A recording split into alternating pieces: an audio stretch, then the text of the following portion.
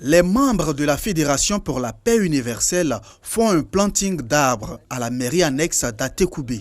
Pour la célébration de la Journée internationale de la paix, cette organisation pose une action en faveur du climat, suivie d'une prière œcuménique pour la paix en Côte d'Ivoire. Aujourd'hui, on parle de l'action climatique et ça a été le thème de l'ONU à la Journée internationale de la paix. Et donc, nous essayons d'emboîter le pas à l'ONU, à notre nation également, qui a décidé aussi à la Journée nationale de la paix de planter des arbres. Et quiconque mieux que la Fédération pour la paix universelle est mieux placé pour accompagner le gouvernement dans son action en plantant des arbres également pour que nous ayons un beau pays là où il fait bon vivre. Chrétiens, musulmans et les religions révélées, tous ont prié pour la paix en Côte d'Ivoire. Nous avons jugé utile de réunir l'ensemble des ambassadeurs des pères religieux, bien sûr, pour une prière œcuménique pour la paix en Côte d'Ivoire, pour la paix entre les Ivoiriens et aussi pour les élections à venir, que ces élections soient des élections apaisées. Rattachée au Conseil économique et social des Nations Unies, la Fédération pour la paix universelle entend promouvoir la paix à travers tous les mécanismes et courants qui œuvrent pour la paix et la cohésion sociale au sein des communautés.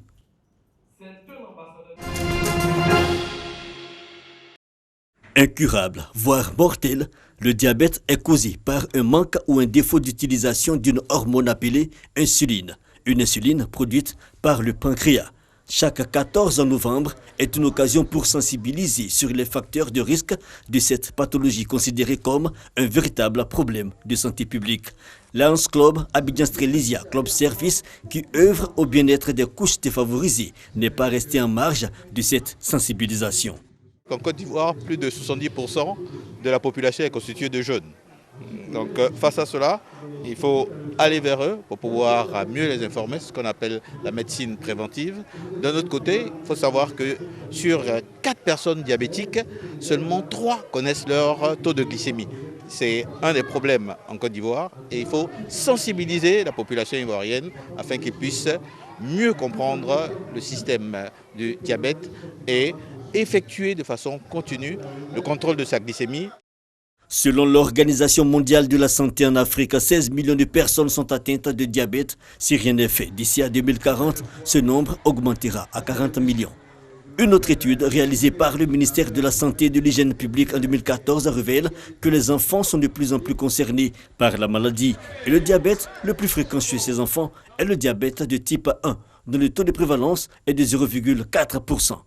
C'est un diabète relativement moins fréquent que celui de l'adulte, mais cependant, ce diabète existe. C'est une affection qui est méconnue chez l'enfant. Et donc, beaucoup de signes sont assimilés à du paludisme, à d'autres affections. Ce qui fait que le début de la maladie passe inaperçu. Lorsque ce diabète n'est pas diagnostiqué très tôt, ou même dans les phases aiguës, cela peut engendrer le décès de l'enfant. Les élèves du lycée international des 4 ont donc été sensibilisés sur les causes, les conséquences et les moyens de prévention du diabète. On peut détecter la maladie en observant, en reconnaissant quelques signes simples que sont le fait de boire beaucoup, d'uriner beaucoup, de maigrir, l'absentéisme à l'école, la fatigue extrême qui impacte la scolarité de l'enfant, les fièvres à répétition, les infections cutanées à répétition. Tous ces éléments sont des éléments qui doivent attirer l'attention.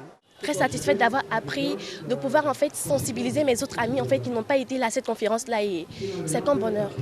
Une fois que les enfants sont avertis, eux-mêmes peuvent, dans les échanges avec leurs parents, les sensibiliser.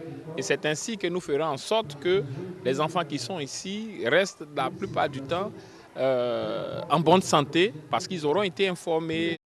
Un diabète mal suivi et pas bien traité peut conduire à la perte de la vue, à l'amputation, aux complications cardiovasculaires et aussi à l'insuffisance rénale. Rendre le système éducatif performant et efficace à travers l'amélioration de la gouvernance scolaire. Cela passe par l'engagement des responsables des structures scolaires, d'où le sens de la mise en place du contrat d'objectifs et de performance. COP, une initiative du ministère de l'Éducation nationale, de l'enseignement technique et de la formation professionnelle, À Yamoussoukro, au lycée Mamia Djoua, les responsables des structures scolaires ont été instruits. Nous allons nous approprier cet instrument, cet outil qui est mis à notre disposition pour améliorer nos résultats et aussi améliorer le fonctionnement de notre administration. C'est une nouvelle façon de gérer désormais nos structures, partie de cette année.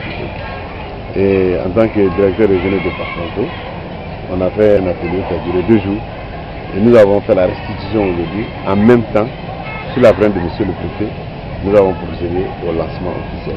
Le représentant du préfet du département de Yamoussoukro encourage les chefs d'établissement scolaire et les invités à s'approprier ce contrat pour une bonne marche de l'école ivoirienne.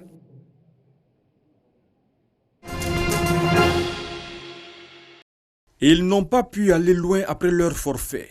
Les présumés assassins d'un élève dans la commune d'Adjamé viennent d'être interpellés par les hommes du commissaire Oufoué Yacinthe du 3e arrondissement d'Adjamé. Les faits se sont déroulés dans la nuit du 9 au 10 novembre dernier, derrière la mairie d'Adjamé, précisément au quartier rouge. On était là s'amuser devant la mairie là. On était beaucoup. Choubara est venu. Ils ont les gars partis en bas là-bas. Il a vu petit là. Il a enlevé couteau, beaucoup de couteaux. Il dit on est qu'à prendre pour partir. On est parti. Il a piqué petit là sur son ventre. Moi j'ai pris le couteau là. Il a piqué sur son bras. C'est digne dans la douleur que les parents du défunt ont accueilli la nouvelle faisant état de l'interpellation des présumés meurtriers de leur enfant. Ils se confient néanmoins à la justice. Moi, je réclame la justice. La police ivoirienne, vraiment, merci. Je félicite la police ivoirienne. Le père revient sur les derniers instants passés avec son défunt fils. Bon, samedi même, il est venu me trouver au magasin. Il m'a dit, papa, le moment est arrivé, on doit aller faire le sacrifice là, je vais aller payer. Donne-moi mon argent. Vers 20h30, moi avec lui, on a mangé ensemble. Bon, moi, je suis sorti pour aller au 220. C'était vers 3h30 comme ça. La grande sœur de sa maman m'a appelé pour dire que le petit, il a fait palabre avec les gens qui l'ont piqué et qu'ils voulaient prendre son portable. Donc, ils sont à l'hôpital. Le docteur a dit, il faut que moi-même je vienne. Quand je suis parti là-bas, le docteur qui était là-bas, il m'a pris, il m'a fait rentrer dans son bureau. Quand je suis rentré dans son bureau, il m'a dit, bon, le petit est venu comme ça. Bon, et ils ont tout fait. Ça ne va pas, le petit est décédé.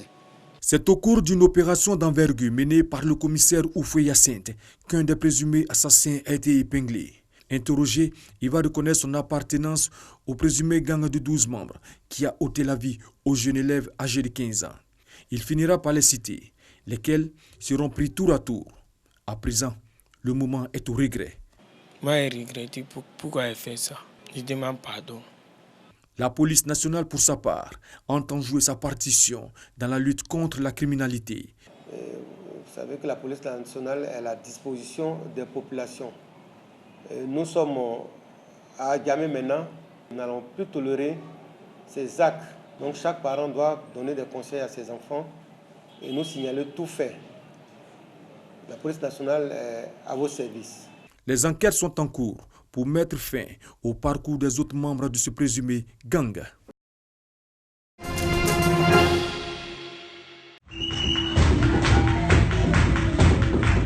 La culture ivoirienne à l'honneur à travers le festival des danses traditionnelles du Bunkani. La 7e édition du Festibo à Bouna dans le nord-est ivoirien. Pour 2019, jeunesse et femmes, fer de lance du développement est le thème choisi. C'est important pour nous parce que le festival ne doit pas être vu sous le seul prisme de la festivité, de la danse et de la joie. Il devrait être pour nous un prétexte de rassemblement pour permettre donc à toutes les forces vives du Bunkani de se retrouver, changer sur leur devenir. Un festival pour pérenniser les arts de la scène, le costume, la gastronomie et les pratiques culturelles et culturelles des peuples de l'Est et du Nord ivoirien. Pour cette année, le Maroc est le pays à l'honneur. C'est d'amener tous les peuples de notre région, sinon de toute la sous-région, à s'unir, à réussir l'intégration des peuples. C'est pourquoi nous invitons à chaque édition des pays tels que le Maroc, tels que le Burkina Faso, tels que le Ghana, après que le Mali et le Bénin, le Togo soient venus à ce festival. C'est un prétexte qui nous permet, à vue d'œil, de valoriser nos richesses culturelles de valoriser tout l'art des populations, des peuples du Bunkani, mais c'est surtout le lieu de rassembler. Célébrer le lien culturel sur le continent, mais aussi la fraternité. Ce festival verra la participation d'une quinzaine de troupes de la région. Sont annoncés les Sénoufos du Nord et les Dagari du Burkina Faso voisin. En plus de l'aspect festif et touristique, des ateliers sur l'immigration, l'emploi des jeunes et l'état civil meubleront la partie réflexion. Le festival 2019 aura lieu à Bouna du 4 au 7 décembre prochain.